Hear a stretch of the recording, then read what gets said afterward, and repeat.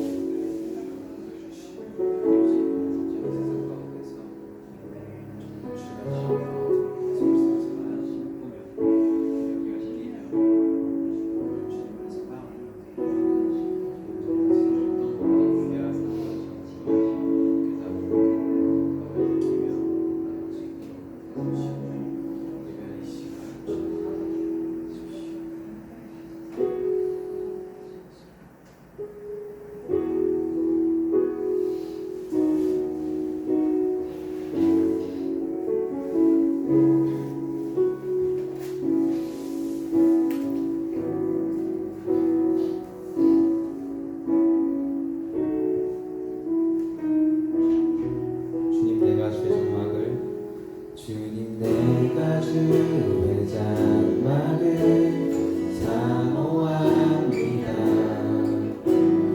오직 주의 임재를 갈망합니다. 주의 집에서의 하루가 다른 곳의 첫날보다 좋으니 주 사랑 안에 머물며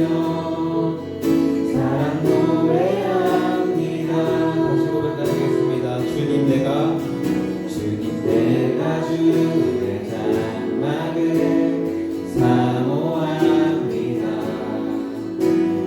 오직 주의 임재를 갈망합니다.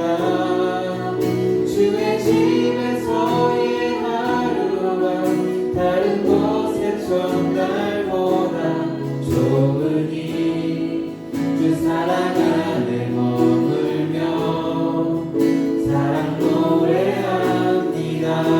나의 평생에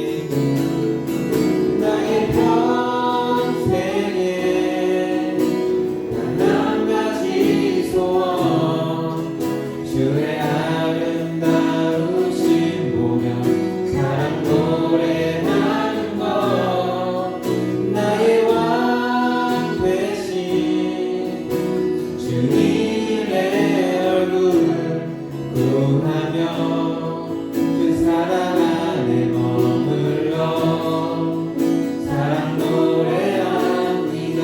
다시 찬양하시겠습니다. 주님 내가 주의 장막을 사모합니다. 오직 주의 임재를 갈망합니다. 주의 집에서의 하루가 다른 곳의 첫날보다 좋으니 주 사랑 안에 머물며 사랑 노래합니다. 나의 평생에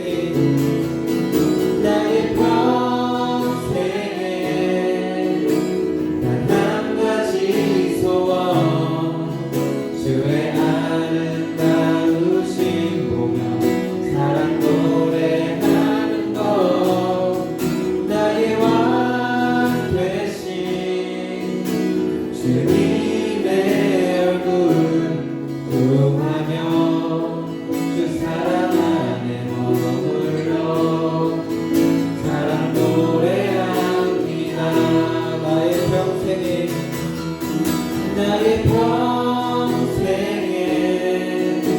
단 한 가지 소원 주의 아름다우심 보며 사랑 노래하는 것 나의 왕 되신 주님의 얼굴 구하며 그 사랑 안에 머물러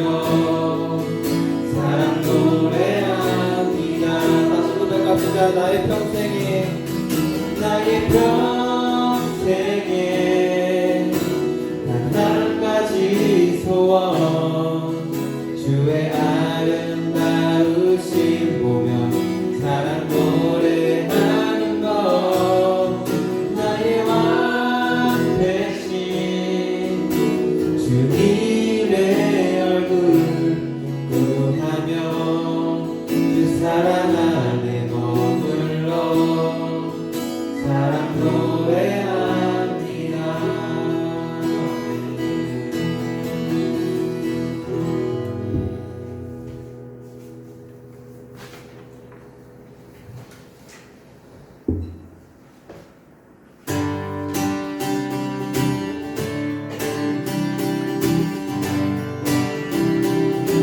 내 모든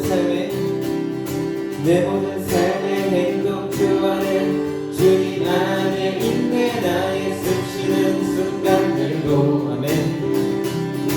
내 모든 삶의 걸음 주 안에 내 길도 주 안에 나의 숨쉬는 순간들도 내 모든 삶의 행동 주 안에 주님 안에 있네. 나의 숨쉬는 순간들도 내 모든 삶의 걸음 주 안에 내 길도 주 안에 나의 숨쉬는 순간들도 Singing la la la la la la la la la la 자비와 은혜의 물결 어디서나 주 얼굴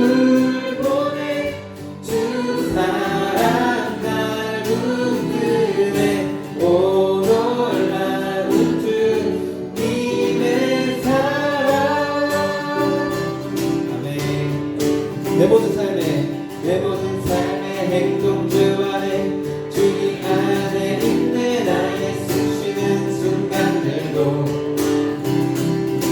내 모든 삶의 걸음 주 안에 내 길도 주 안에 나의 숨쉬는 순간들도 Singing la la la la la la la la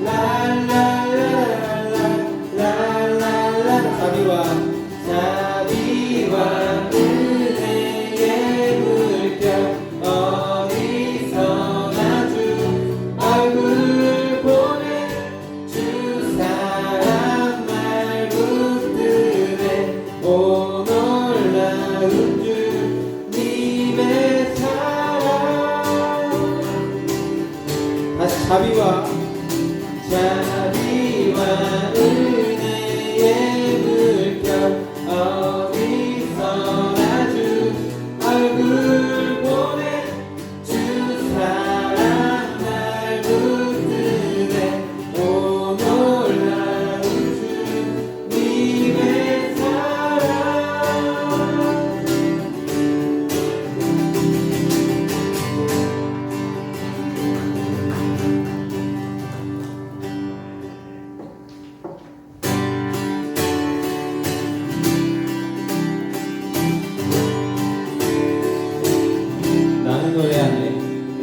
나는 노래하네 자유케 하신 주의 사랑 모든 것을 내어주시고 우리를 구하셨네. 나는 노래하네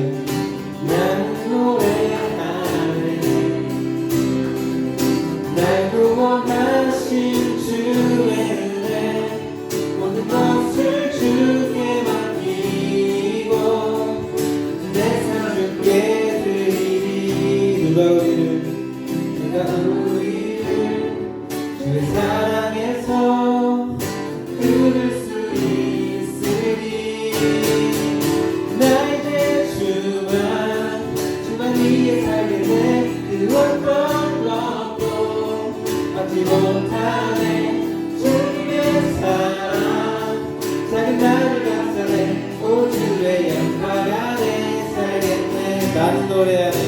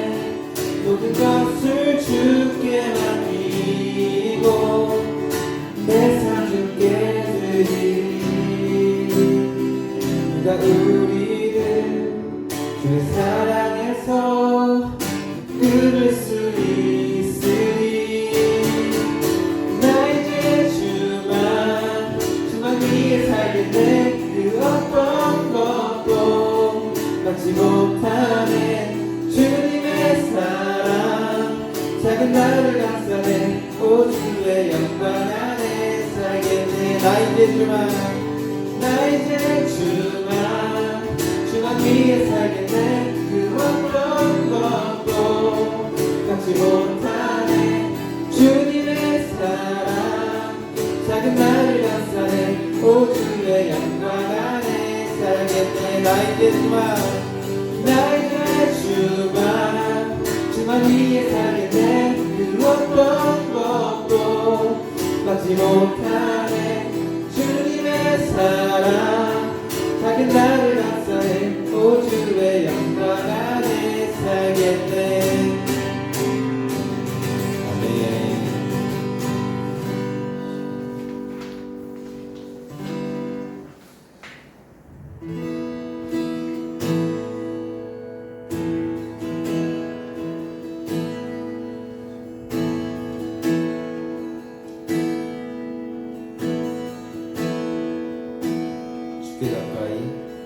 주께 가까이 날 이끄소서.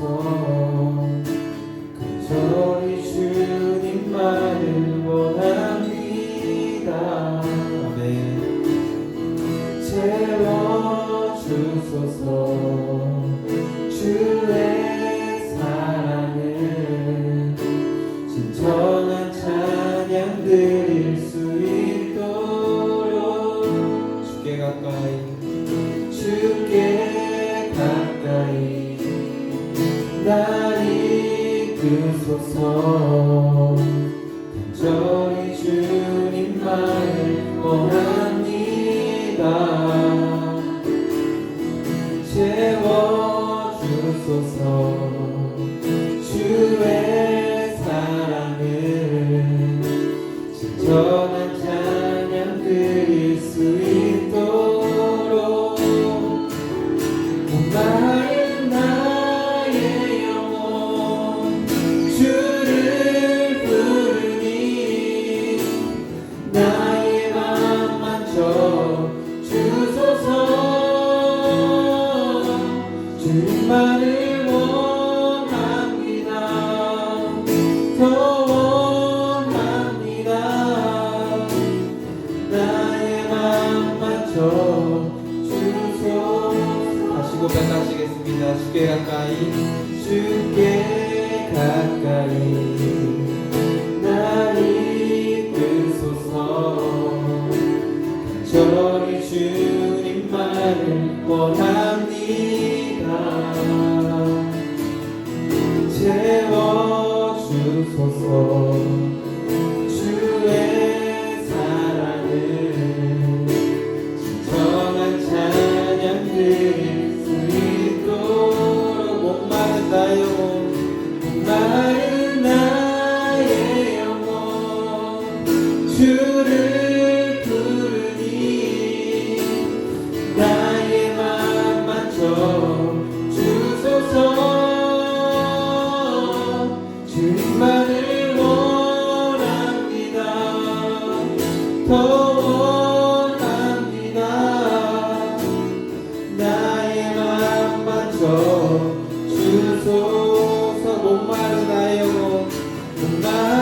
나의 영혼 주를 부르니 나의 맘 만져 주소서. 주님만을 원합니다.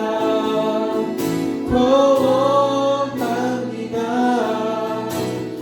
나의 맘 만져 주소서. 목마른 나의 영혼 주를 부르니 나의 맘 만져 주소서. 주님만을 원합니다. 더 원합니다. 나의 맘 만져 주소서.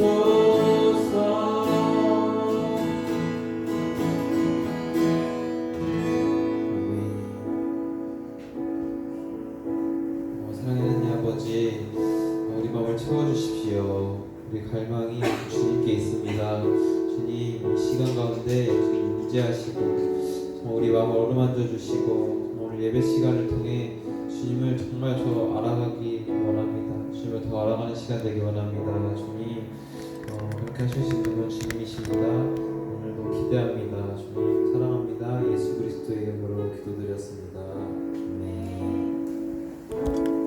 아멘. 맞습니다. 오늘 주제 말씀처럼 하나님의 거룩하심과 영원한 작정하심에 대해 같이 한번 살펴보도록 할 텐데요. 오늘 말씀을 듣기 전에 전제로 할 게 먼저 있습니다. 무엇이냐면은 다 이해할 수 없지만 받아들여야 된다. 이런 말씀을 제가 먼저 전제로 좀 해야 드리겠습니다. 피조물의 한계는 하나님이 계시해 주신 부분, 즉 알려주신 부분만 알 수 있는 한계가 있습니다. 그렇지만 우리가 전에도 얘기했지만 건강한 교리가 없다면 내가 만들어낸 내 안에 하나님을 믿을 수 있는 오류에 빠질 수 있기 때문에 이 건강한 교리를 통해서 정말 하나님이 어떤 분이신지 우리가 알아간다는 것은 너무나도 중요한 문제입니다. 여러분 유대교 아시죠? 이슬람교 우리와 같은 구약을 보는데 그들은 전혀 다르게 하나님을 이해하고 엄청나게 무서운 분으로 생각하십니다. 그렇기 때문에 우리가 같은 성경을 보고도 어떤 하나님을 이해하느냐에 따라가 완전히 달라지기 때문에 그것은 우리 신앙생활이 달라지기 때문에 어떤 하나님을 아는지가 굉장히 중요합니다. 특별히 하나님의 거룩하심과 영원한 작정하심에 대해서 생각보다 우리가 이 부분에 대해서 좀 불편해하는 크리스찬들이 많습니다. 작정하심. 우리가 인생을 살면 우리가 원하는 뜻대로 되지 않는 때가 많죠. 또 우리는 잘 모르지만 불의의 사고, 불구가 되거나 우리가 원치 않는 너무나 큰 실패를 경험하면 과연 그것도 하나님의 작정하심에 들어간 것이냐 이런 것을 질문을 했을 때 받아들이지 않는 크리스찬들도 꽤 있습니다. 근데 여러분 아셔야 될 건 뭐냐면요. 이 하나님이 오류가 없으시고 실수가 없으신 하나님도 셔서 우리를 이끄신다는 겁니다. 이것이 굉장한 신비입니다. 근데 이 하나님은 선하시다라는 이 부분에 대해서 많이 믿지 못하면 신앙생활이 굉장히 어려워질 수 있습니다. 특히 신앙 고백서는 말 그대로 신앙 고백입니다. 우리가 이해하려고 믿는 것이 아니라 하나님은 이러하다라는 것을 고백하는 거기 때문에 이 우리 개인적인 하나하나의 자유의지의 선택도 다 존중하시지만 전체가 하나님의 작정하심에 하나님의 계획함에 이끌으신다라는 이 신비로운 교리가 여러분 어떻게 받아들이실지 모르겠지만 제가 아까 전제로 했죠. 우리가 다 이해할 수는 없다라고. 하지만 하나님께서 알려주시고 계시해 주신 부분만 우리가 알 수 있습니다. 첫 번째 지난주처럼 신앙 고백서를 하나하나 살펴보면서 같이 이제 읽어볼 텐데요. 하나님의 거룩하신 대해서 하나님의 거룩하신 삼위일체에 대해서 먼저 살펴보도록 하겠습니다. 2장 1항부터 살펴볼 텐데요. 제가 같이 읽으면서 제가 말씀드리겠습니다. 살아계시고 참되신 하나님은 오로지 하나밖에 없는데 그는 존재와 완전성에서 무한하고 육체나 지체나 욕정이 없는 가장 순수한 영이시며 불변하고 무한하며 영원하고 불가해하며 전능하시다. 네. 살아계시고 참되신 어떤 무형의 인격적으로 우리와 교감할 수 있는 하나님이라는 것을 나타내십니다. 그리고 존재와 완전성에서 무한하고 여러분 이게 좀 존재와 완전성에서 무한하다고 합니다. 즉 하나님은 어떤 공간에 머무를 수 있는 존재가 아니시고요. 어느 시간대에 계신 분도 아니십니다. 어느 시간대 공간 어디서나 언제서나 다 존재하고 계십니다. 신기하죠?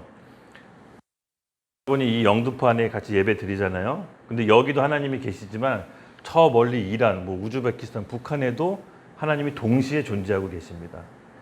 그리고 제가 기훈이를 앞면만 볼 수 있지만은 보여주는 부분만 볼 수 있잖아요. 근데 하나님은 우리의 마음의 중심, 또 우리 마음의 중심을 감찰하신다고 했죠. 우리 뒤, 앞면, 발바닥, 머리 이 모든 것을 다 감찰. 보시기 때문에 우리가 이해하는 수준으로 하나님을 이해할 수가 없습니다. 바로 이 공간과 무한한 영원하시고 불가해하신 전능하신 부분이 하나님과 가장 큰 차이점입니다. 또 하나님께서는 우리에게 이렇게 말씀하십니다. 가장 지혜로우시며 가장 거룩하고 가장 자유로우시며 가장 절대적이고 모든 일에 그 자신의 불변하고 가장 공의로운 뜻의 의도에 따라 그리고 그 자신의 영광을 위하여 역사하시며. 잠깐 끊겠습니다. 가장 지혜로우시며 가장 거룩하고 가장 자유로우시며 가장 절대적이다. 여러분 어떠십니까? 딱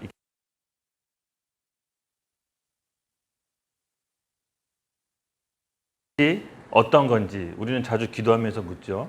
예를 들어서 지금 집을 위해서 기도하는데 이 집 저 집 많이 들어옵니다. 근데 어느 집이 하나님의 뜻이냐, 어느 집에 사는 게 정말 하나님이 원하는 뜻이냐. 근데 우리는 이거를 두고 계속 기도 제목을 올려서 저희 부부는 기도를 했는데, 사실은요 하나님은 어느 것이 A고 어느 것이 B고 딱 정답을 말해 주신다기보다도 우리 자유의지의 선택을 굉장히 존중해 주십니다.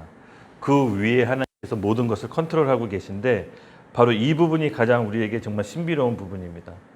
하나님 것은 모든 것이 우리 안에서 하나님께서는 다 컨트롤하시고 우리의 실수까지도 작정하시고 지켜보신다는 겁니다. 예를 들어서 이런 질문을 할 수가 있는데요. 아담이 만약에 선악과 안 먹었을 때 어떤 하나님의 계획이 있으시고 선악과를 먹었을 때 그 다음 플랜 B가 있으시고 이렇게 하지 않는다는 거죠. 하나님의 작정하심이라는 거죠. 하나님께서 그 모든 상황 가운데 아담이 어떤 선택을 하던 그 선택에 위해 작정하시고 계획하셨다는 얘기입니다. 언뜻 잘 이해가 되지 않죠.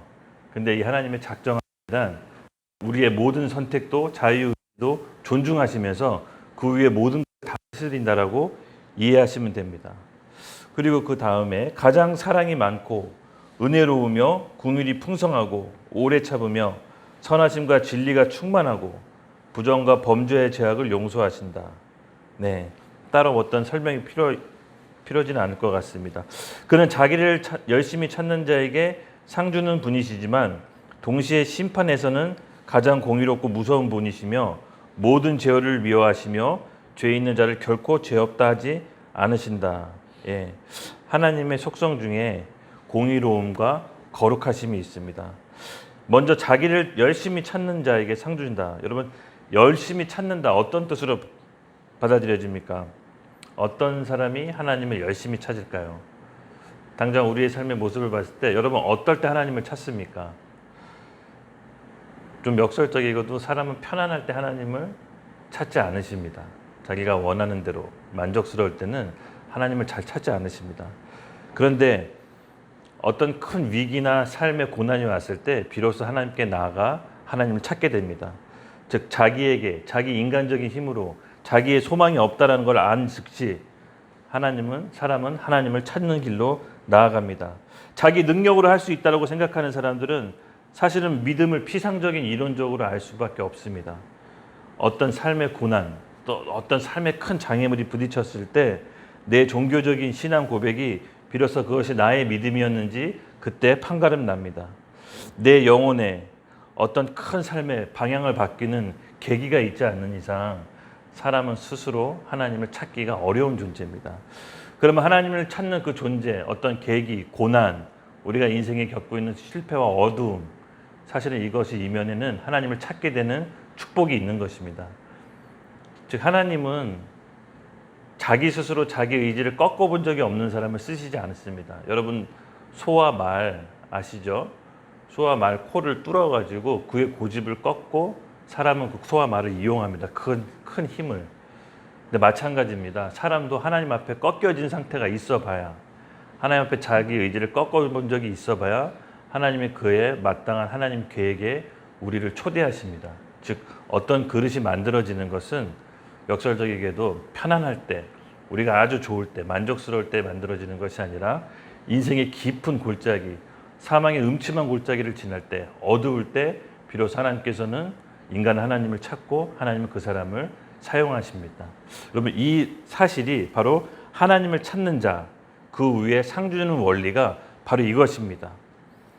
그리고 동시에 심판에는 가장 공의롭고 무서운 분이시니 모든 죄를 미워하셔서 죄 있는 자를 결코 죄 없다 하지 않으십니다. 무섭죠? 예, 무섭습니다. 사실은 우리 아주 작은 죄까지도 하나님은 다 카운트하고 계십니다. 요한계시록에 보면은 생명책과 또 다른 책이 있다라고 합니다. 생명책은 예수 그리스도의 피로 말미암아 우리가 죄를 없다라고 덮어주시는 것이지 완전히 면제라는 건 없습니다. 즉 하나님이 예수님의 피의 대가로 우리의 죄를 덮고 칭의 죄 없다라고 여겨주시는 거지 우리 죄가 완전히 면제되는 것은 아닙니다. 그래서 하나님께 내가 어떤 상태에서 구원받는 아는 사람은 그 은혜를 알기 때문에 삶에 대해서 겸손해질 수밖에 없는 겁니다. 그래서 그 사람 바로 죄에 대해서는 반드시 심판하시는 하나님의 공의가 있는 겁니다. 여러분 하나님은 지옥으로도 영광을 받으실까요? 안 받으실까요? 네, 하나님은 지옥으로도 영광을 받으십니다. 왜냐 하나님은 공의로우셔서 죄에 대해서는 반드시 심판하시고 그 죄의 대가를 치를 때 하나님의 공의로움이 영광을 받기 때문에 지옥이 없는 상태에서는 하나님이 영광받지 않으십니다. 또 천국도 하나님께서 영광을 받지만 하나님의 그 공의로운 성품 때문에 지옥이 있는 것으로 인해 하나님은 영광을 받는 겁니다. 여러분 이 부분이 이해되지는 않겠지만 그것을 받아들이는 게 사실은 하나님이 영광 받는 길입니다. 또 한 가지는요. 모든 죄를 미워하셔서 죄 있는 죄를 결코 죄 없다 하지 않으십니다. 하나님께서는 우리의 마음의 중심 모든 것을 감찰하시기 때문에 우리를 물론 사랑으로 보시고 용서하시고 끝까지 기다려 주시지만 그 죄 가운데 끝까지 벗어나지 않고 그 상태로 있다면 죄 가운데 같이 멸망받습니다. 그 자유의지 또한 우리에게 존중해 주셔서 그 길로 가고자 하는 길을 하나님께서 막지 않으십니다. 모든 작정하심과 모든 상황에 우리를 다 컨트롤 하시지만 우리 자유의지를 주신다라는 이 신비한 교리가 여러분 어떻게 받아들이세요? 저는 딱 이걸 들었을 때 들었어요. 우리 개인적인 자유의지 선택도 존중하시지만 거기에 대한 책임과 결과도 하나님의 공의대로 심판하신다는 그 얘기가 저 있게 다가왔습니다. 또 2장 2항을 함께 다시 살펴볼게요. 하나님은 본래부터 그리고 스스로 모든 생명과 영광과 선하심과 복되심을 가지고 계시며 홀로 처음부터 그리고 자신에게 완전히 충족하며 그가 만든 어떤 피조물의 도움도 필요하지 않으시며 어떤 영광도 그들로부터 유래하지 않고 오로지 그 자신의 영광을 그들 안에 그들에 의해서 그들을 향하여 그리고 그들을 위해 드러내고 계실 뿐이시다. 아멘. 예.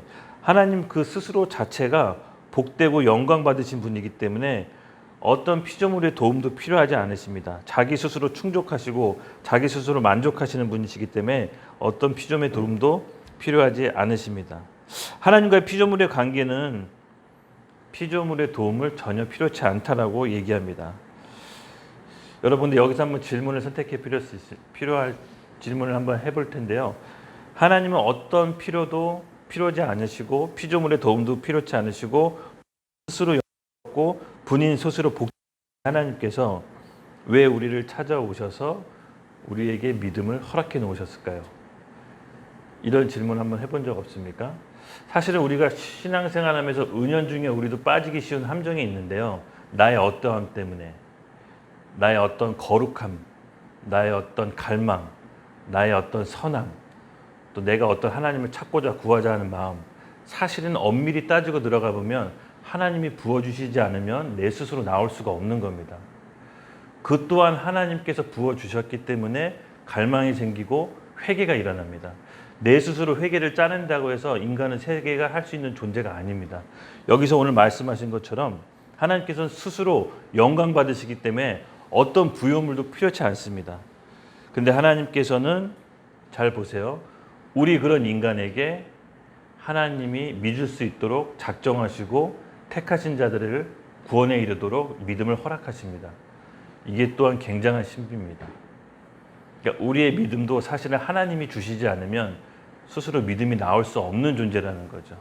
근데 우리는 어떤 노력과 또 우리 공로로 또 어떤 우리 힘으로 결과론적으로 우리 선택으로 믿을 수 있다라고 생각하는데, 물론 그 부분도 있긴 하지만 더 깊이 근본적인 부분에서는 하나님이 그 또한 허락하셨기 때문에 우리가 믿을 수 있다라는 겁니다.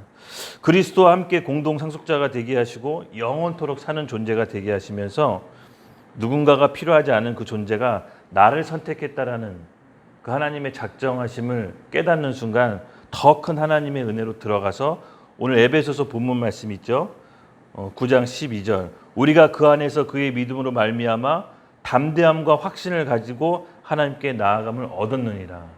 예, 이 확신은요, 사실은 하나님께서 우리에게 부어주신 그 믿음으로 인해 생기는 것이지 우리의 어떤 노력과 우리의 어떤 선함과 또 종교적인 열심으로 절대로 얻어낼 수 있는 게 아닙니다. 예.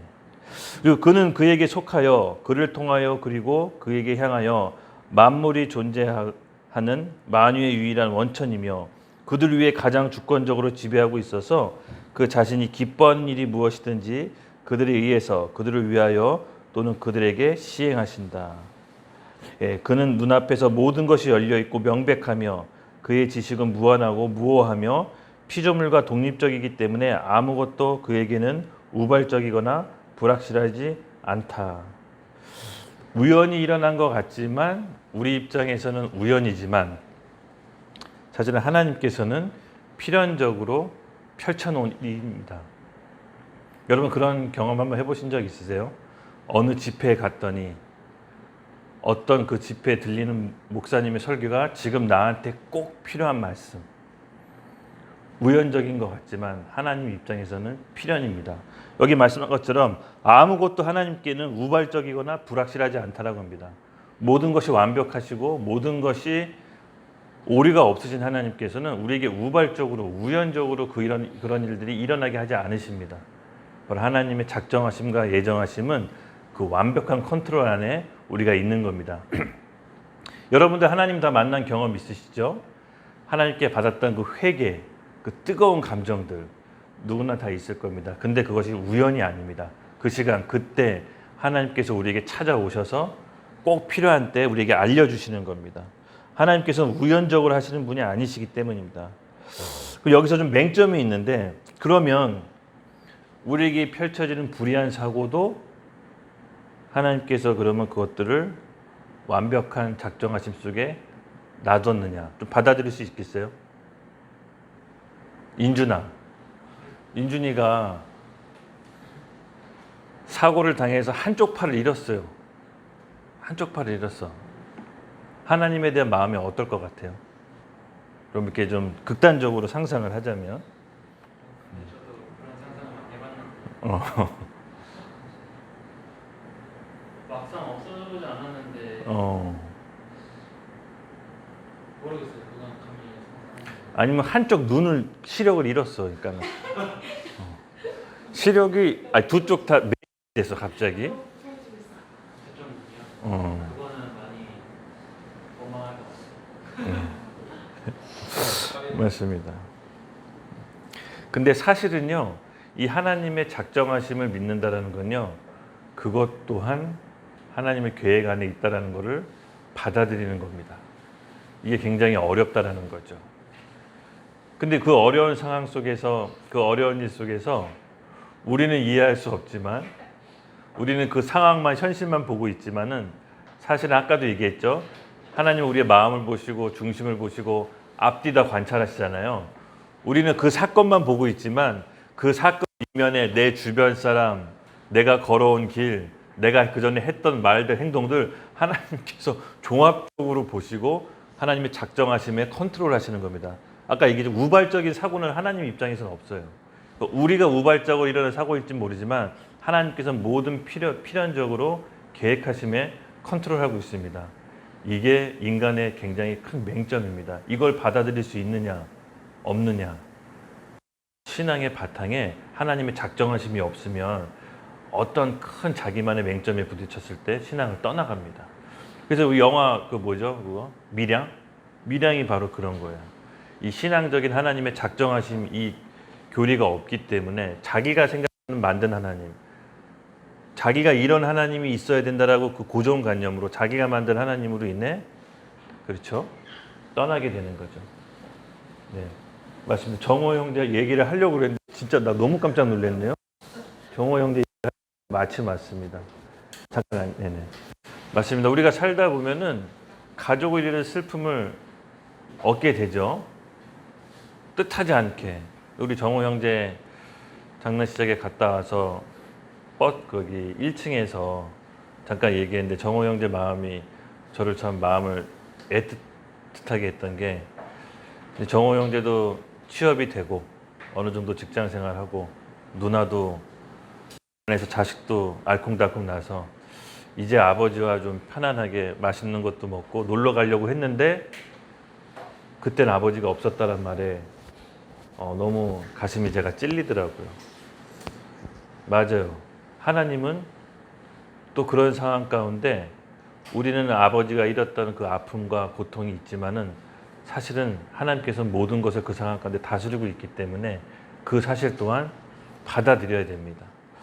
여러분 이것이 신앙 안에 건강한 베이스에 깔려 있지 않으면요, 다 자기가 자신이 믿는 하나님을 믿고 자기가 마음에 들지 않는 상황을 만나면 그 하나님을 배격해 버리거나 아니면 믿지 않습니다.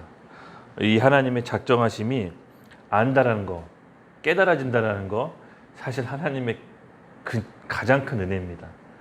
이게 가장 큰 은혜예요.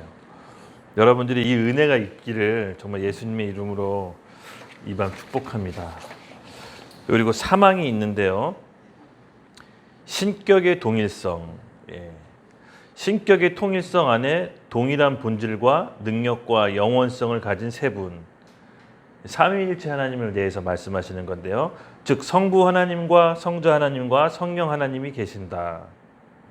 우리가 믿고 있는 성부, 성자, 성령 하나님이 바로 여기서 개념 정리가 된 겁니다. 아버지는 아무로부터 나거나 나오지 않았으나 아들은 아버지로부터 영원전에 나셨고 성령은 아버지와 아들로부터 영원전에 나오셨다. 네, 바로 삼위에 대해서 얘기합니다. 삼위. 세 하나님이 동일한 본질을 갖고 있지만 위계 질서가 있다는 겁니다.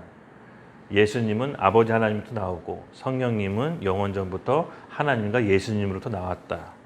근데 앞에 부분을 보면은 그 삼일체, 일체에 대해서 얘기하시죠. 이것도 굉장히 신비로운 겁니다. 신격의 통일성 안에 동일한 본질과 능력과 영원성을 가진 세 분. 성부 하나님, 성자 하나님, 성령 하나님은 동일하시며 능력과 영원성은 같은 성품이라고 하십니다. 완전하게 동일하신 세 분이 완전하게 같은 생각과 같은 마음을 품고 있는데 위계 질서, 삼위, 성부, 성자, 성령의 질서가 있다라고 합니다. 여러분 이게 이해되는 개념인가요? 저는 이거 갖고 이해가 안 돼가지고 근데 신앙 고백서는요 이해하는 게 아니라 믿음으로 선포하는 겁니다. 그 하나님, 성경에 나온 하나님이 어떤 분인지를 알고 우리가 믿음으로 선포하는 겁니다. 어떤 하나님을 믿느냐가 왜 중요하냐면요. 여러분 무슬림도 하나님 믿어요. 카톨릭도 하나님 믿어요. 근데 그가 믿는 하나님과 우리가 믿는 하나님이 뭐가 다릅니까? 교리가 다르기 때문에 완전히 다른 겁니다. 무슬림처럼 하나님 믿으면 어떻게 되죠? 네, 죄송하지만 지옥 갑니다. 네. 왜냐하면 그들은 예수 그리스도를 구원자로 하나님의 아들로 믿는 것이 아니라 선지자로 하나의 그냥 예언자로 믿기 때문입니다. 우리가 예수님을 무슬림처럼 믿으면 지옥에 갑니다. 바로 이런 것처럼 바로 어떤 하나님을 믿느냐가 우리 안에서 잘 정립이 되지 않으면 우리가 조금 신앙생활에 어려워질 수 있습니다. 대부분 이단들이요, 이 삼위일체 하나님을 꽈요. 이걸 꽈요. 잘 보시면 이단들 대부분, 한국에서 말하는 이단들 대부분 자기가 하나님의 아들이라고 얘기해요. 문선명부터 해가지고 뭐 이만희 다 자기가 재림 예수라고 얘기해. 이 삼위일체를 자기가 쑥 살며시 껴 들어갑니다.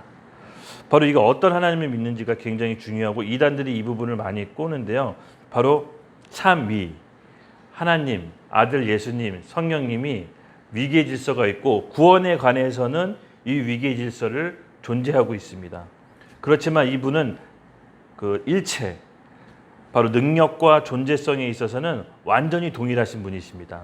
이게 우리 세상에 없는 개념이지만 분명한 건 성경이 말하고 있고 이 성경이 말하고 있는 것들을 우리는 믿음으로 고백하는 겁니다.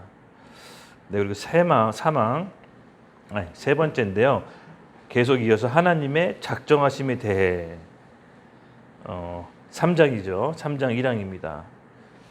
네. 하나님은 영원전에 그 자신의 가장 지혜롭고 거룩한 의도에 따라 자유롭게 그리고 불변하게 앞으로 일어날 모든 일을 정하셨다. 여러분 예정설 아시죠?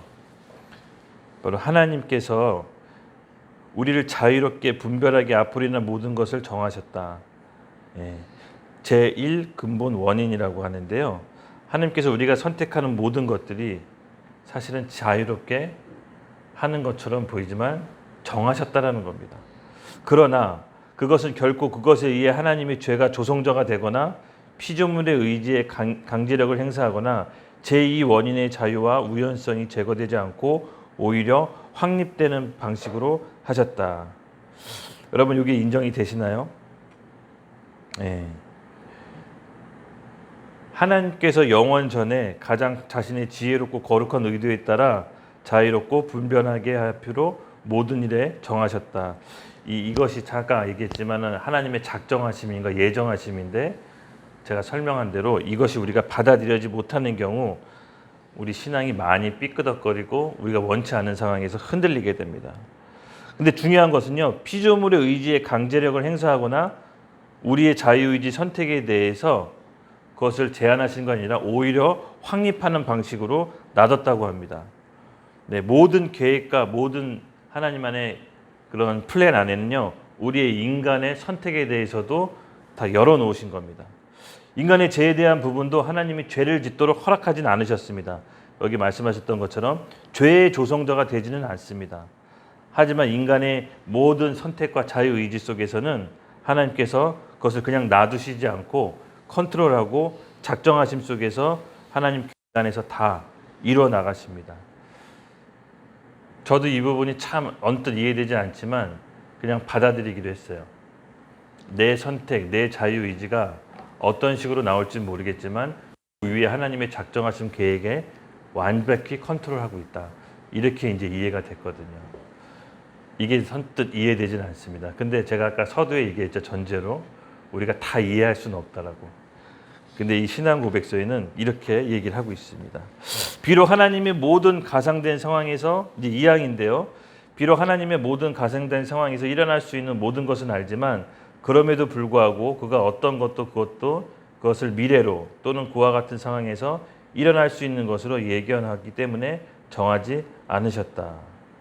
네, 조금 말이 어려울 수 있는데 이런 얘기입니다. 아까도 얘기했지만 아담이 만약에 선악을 안 먹었다면, 선악과를 안 따먹었다면 어떻게 됐을까? 이렇게 가정하지 않으셨다라는 겁니다.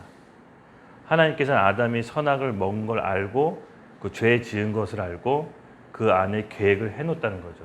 근데 우리는 인간의 상상으로는 만약에 아담이 선악과를 안 먹었으면 하나님 그 다음 계획이 있었을까? 먹었으면 또 그 다음이 계획이 뭘까? 이렇게 상상할 수 있는데 하나님은 그렇게 따라 A, B의 상황에 따라 맞춤 형식으로 상황을 준비해 놓으신 게 아니라는 거죠.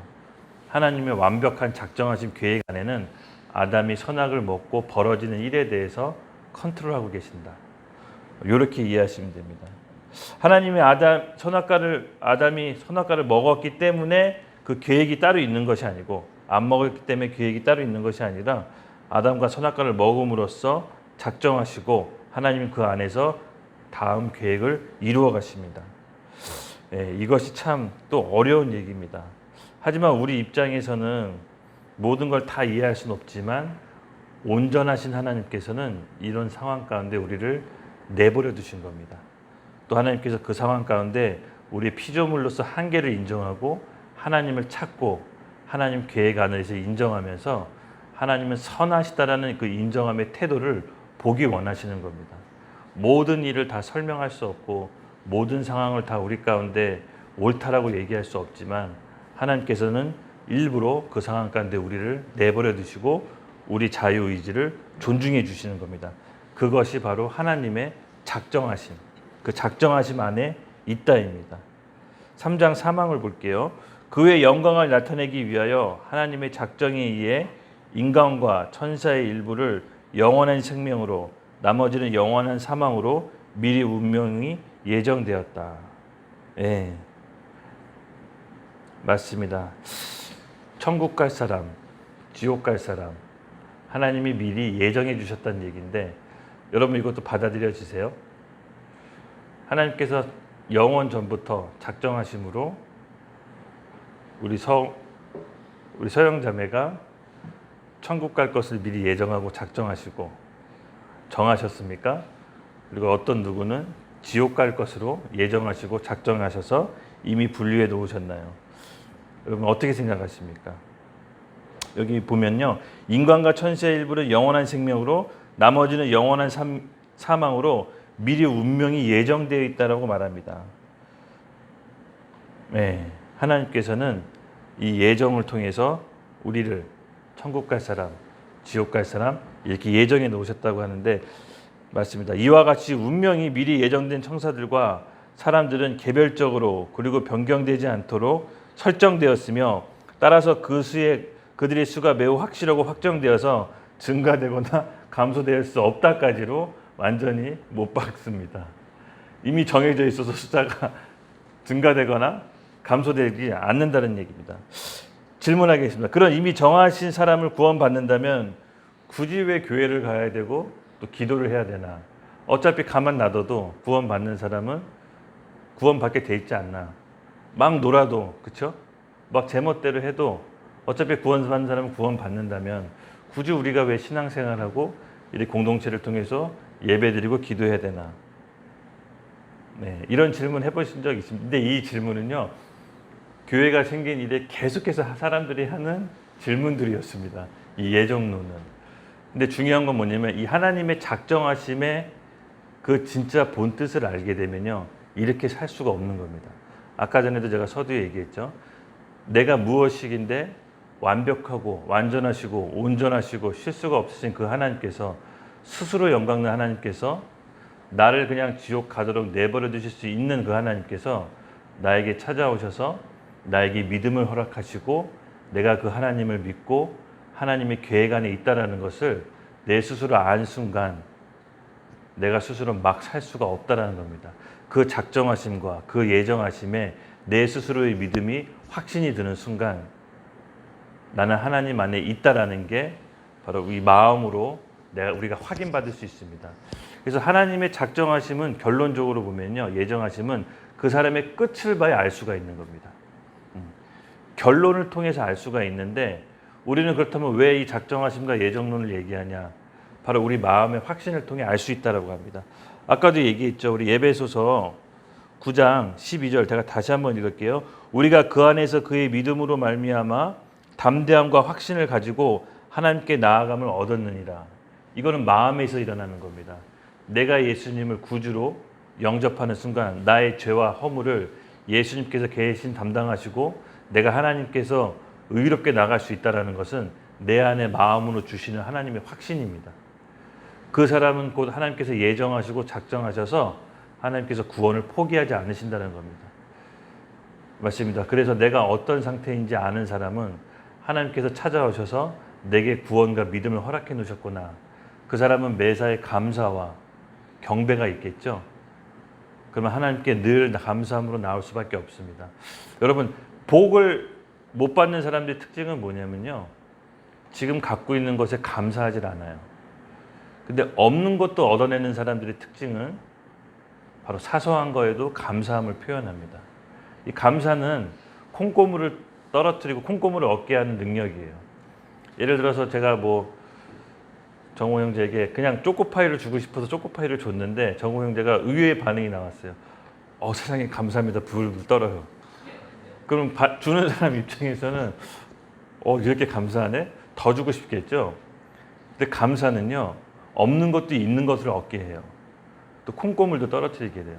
이제 이 감사하는 마음은 뭐냐면요, 구원받을 자격이 없는데 믿을 만한 배경이 없는데 가인처럼 하나님이 재물을 다 걷어찰 수도 있는데 나의 마음과 나의 구원을 확증시켜 주시고 허락해 주셨다. 이런 감사함으로 신앙생활 하는 것 자체가 우리의 확정하심과 예정하심이 더 확신을 갖게 한다는 거예요. 그래서 이 하나님의 작정하심은요, 사실은 우리 믿음을 더 굳건하게 해줘요.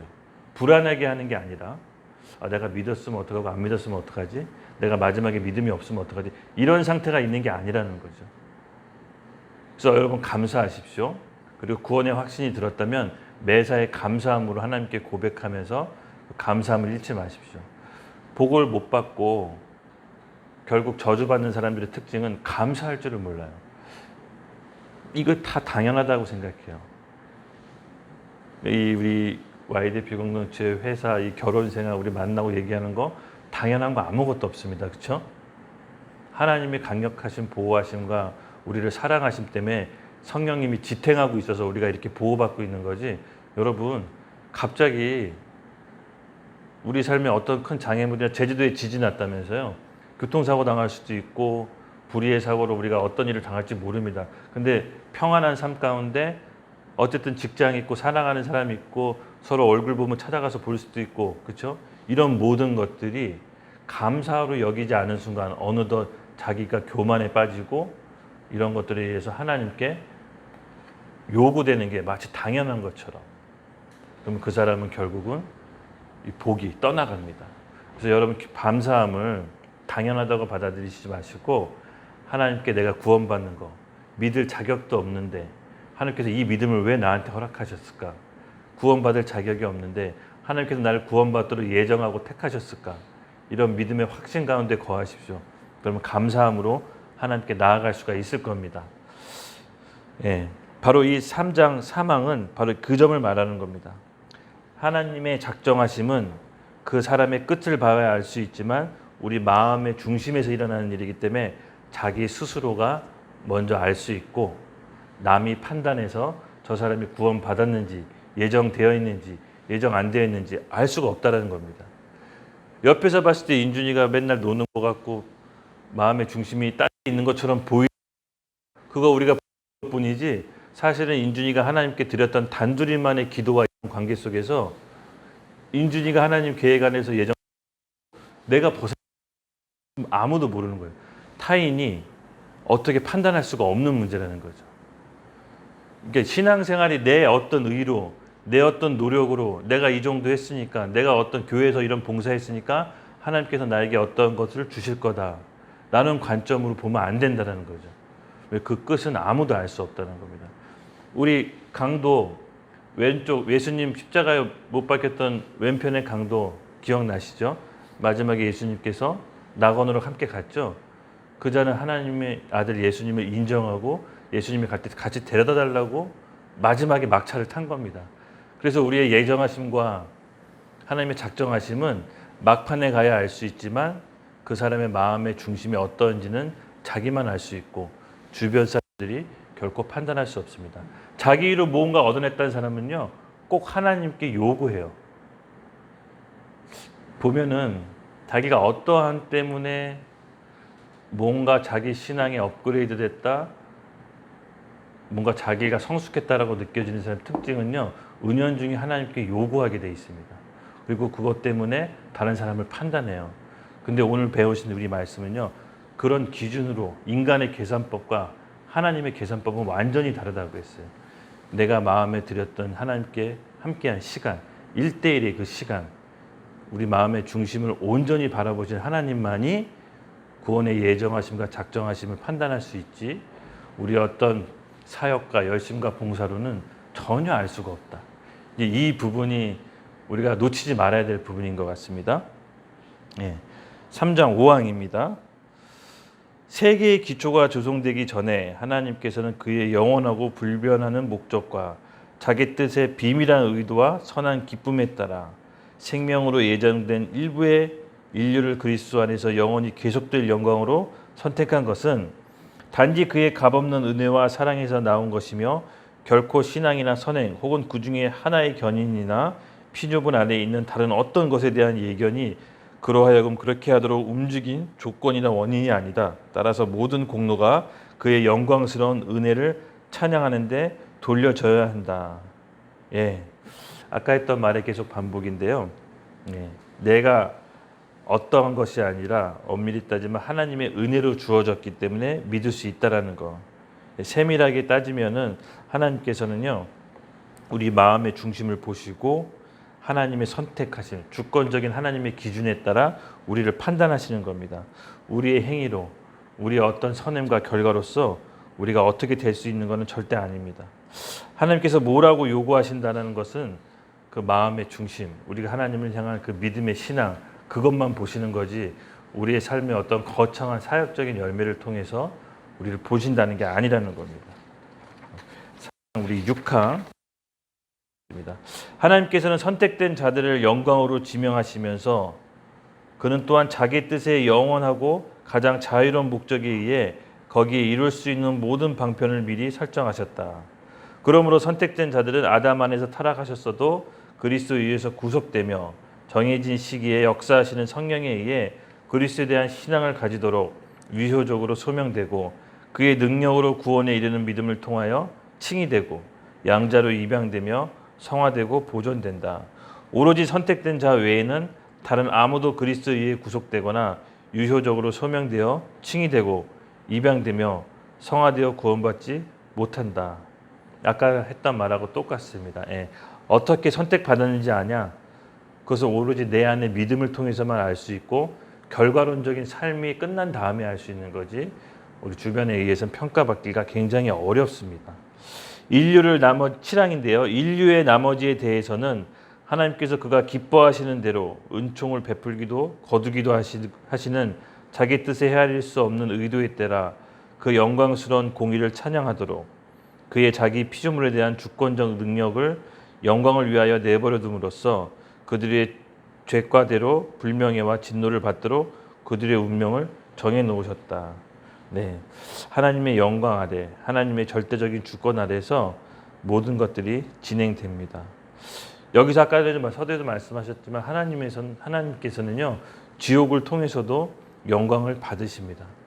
하나님은 공의로우셔서요 그에 반드시 심판이 있고 그 죄에 대한 심판을 통해서 결과적으로 지옥에 가는 것도 하나님의 공의가 찬양받는 거기 때문에 우리가 생각했을 때 하나님이 어떻게 지옥을 보내지? 하나님이 어떻게 지옥을 만드셨지?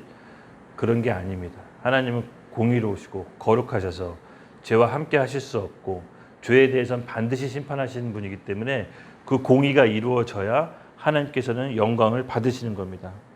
하나님의 능력이 없이는 그 누구도 죄와 심판을 빠져나올 수 없다라는 얘기가 바로 3장 7항입니다. 그의 자기 피조물에 대한 주권적 능력의 영광을 위하여 내버려 둠으로써 그들의 죄과대로 불명예와 진노를 받도록 그의 운명을 정해 놓으셨다.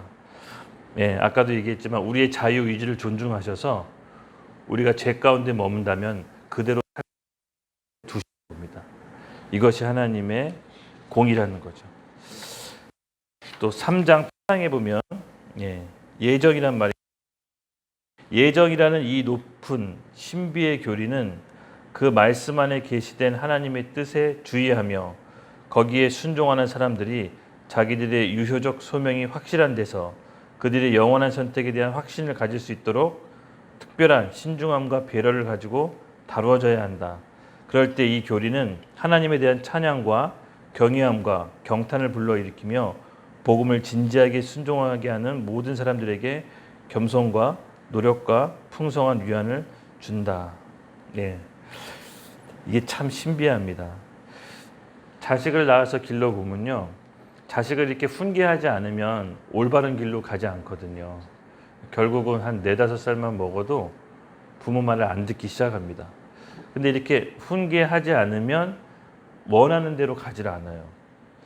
근데 하나님께서 이 부분이 왜 신비하냐면 70억 인구 전체를 다 자유롭게 자기 선택대로 살게 하시는데 그 모든 선택과 자유로운 삶 속에서 하나님의 작정하심으로 다 컨트롤하고 계시대요. 그러니까 우리가 생각했을 때는 실패처럼 보이고 우리가 선택했을 때는 왜 저 사람 저렇게 하나 보이지만 그것마저도 하나님 작정하심으로 다 컨트롤하시고 구원받을 사람, 구원받지 못할 사람 다 정해 주셔서 그 숫자대로 다 하나님께서 변동할 수 없도록 해 놓으셨다. 근데 그것은 아무도 알 수 없다. 이게 신비로운 거죠.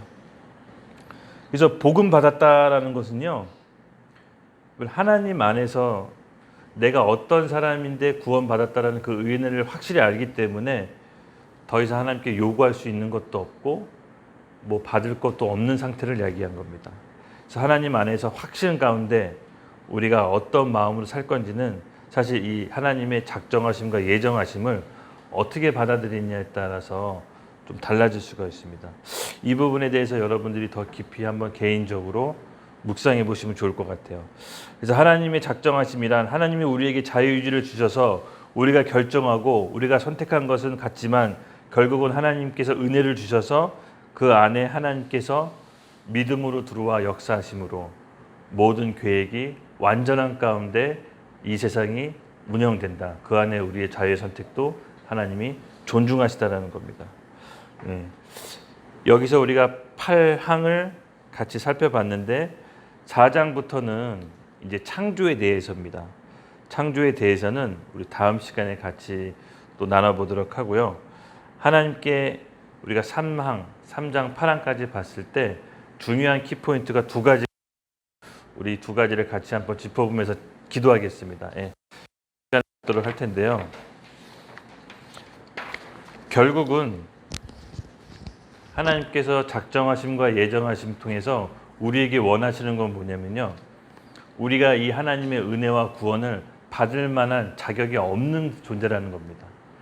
스스로 이 받을 만한 없는 존재가 하나님의 구원의 은혜를 깨닫게 됐을 때 그 작정하심과 그 구원하심이 우리 가운데 들어왔을 때, 우리 마음속에 그 확신이 들어왔을 때 하나님에 대한 깊은 감사와 경배가 스스로 삶에서 일어난다는 거죠. 여러분, 이 작정하심과 예정하심을 너무 불편해하지 마세요. 이 예정론을 좀 더 깊숙이 알고 깊은 깨달음이 없는 사람들은요, 있는 사람들은요, 다른 사람을 쉽게 판단할 수 없어요. 왜냐? 자기가 어떤 상태에서 구원받았는지 알았기 때문에 나는 구원받았고 저 사람은 저 행실이 저러니까 구원 못 받았을 거야. 이런 수준의 판단이 아니라는 거죠.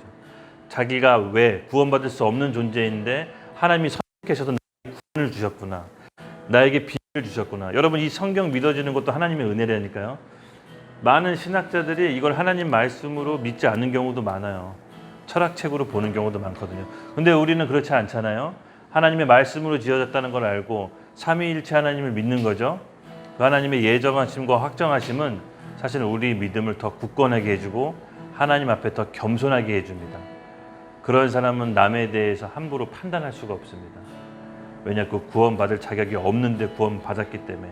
그런 큰 확신이 여러분 가운데 2021년 며칠 안 남았는데 있었으면 좋겠어요. 오늘 우리 예정하심과 하나님의 작정하심을 통해서 하나님께서 내가 구원받을 자격이 없는데 나에게 친히 찾아오셔서 그 예정 가운데 날 두셨구나. 그 하나님의 작정 가운데 날 두셨구나. 내 삶, 내 하나하나, 내 마음, 내 온전한 부분 다 모두 다 아시는 하나님께서 그 예정과 작정한 가운데 날 구원하셨구나. 우리 이 감사함 가운데 하나님 앞에 온전히 나아갑시다.